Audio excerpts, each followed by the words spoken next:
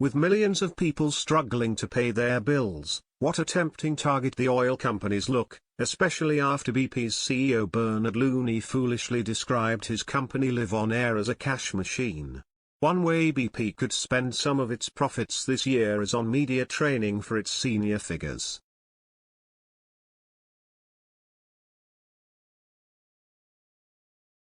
Slap BP, Shell and others with a windfall tax, Labour has proposed, and the government could raise £2 billion or more to help low-income families heat their homes.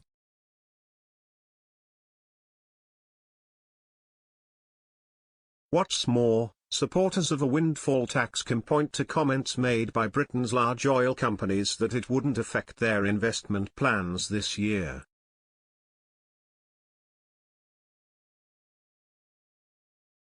But we should be careful what we wish for. A windfall tax won't make a dent on Britain's inflation problems, but it would hit the pensions and savings of millions of ordinary people, and worse, it would send a powerful message to international corporations that Britain is not a reliable place to do business.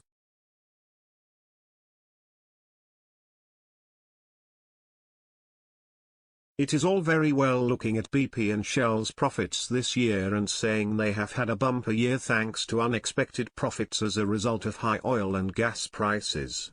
But 2 years ago they were struck by unexpected losses as the pandemic slashed demand for oil.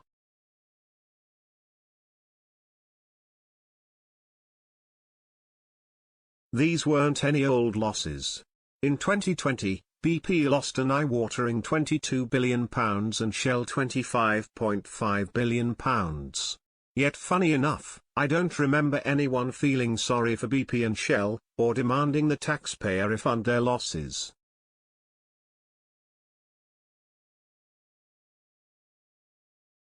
Of course, we shouldn't bail out oil companies when they do badly. That is capitalism, you take the prizes when things go well and accept the losses when things go badly. But neither should we hit oil companies, or any other companies, with arbitrary and retrospective taxes when they have a good year.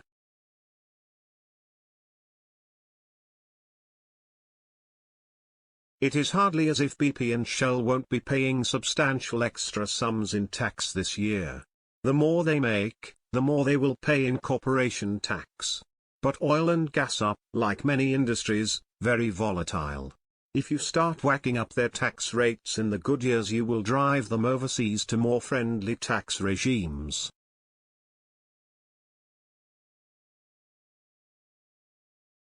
But it won't just be the companies themselves which will suffer, it will be the many millions of Britons who own their shares, directly or through pension funds, ESAs or other investments.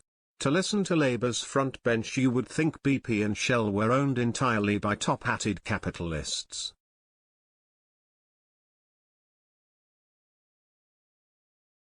Yet the reality is that the companies are mostly owned, ultimately, by ordinary people who are simply trying to save for retirement.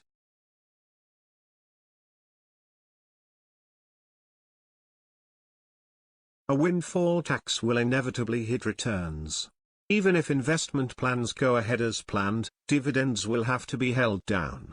But this is the really iniquitous thing, a windfall tax would land disproportionately on those who rely on private pensions and other investments to fund their retirement.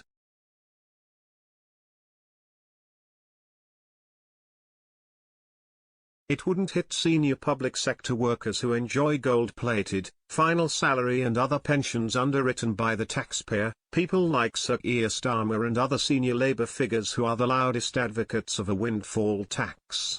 It isn't just BP and Shell. Labour regularly talks of profits and dividends as if they are dirty words. It is obnoxious to listen to people whose retirements will be feather-bedded by the taxpayer attacking the lifeblood of private pensions.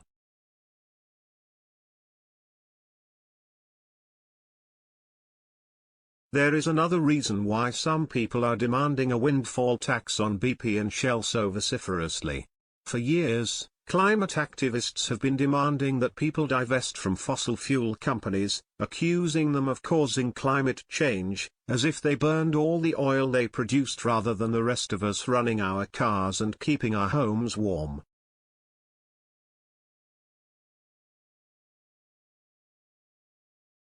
In their minds, if we sell out of oil companies and drive their share prices down, we will force them out of business and climate change will be resolved.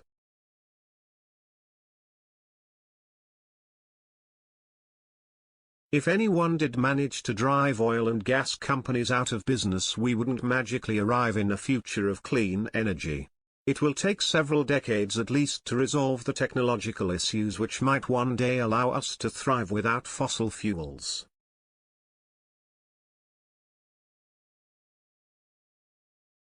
All that would be achieved by forcing oil and gas companies out of business is to collapse the economy and cause even more acute problems for people trying to eat and keep warm.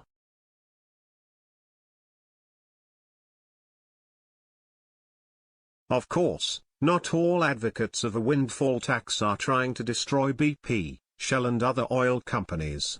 But whatever the motivation, levying extra windfall taxes on companies just because they have had a good year is a lousy, crowd-pleasing policy which will hurt pensioners and do next to nothing to alleviate the cost of living crisis.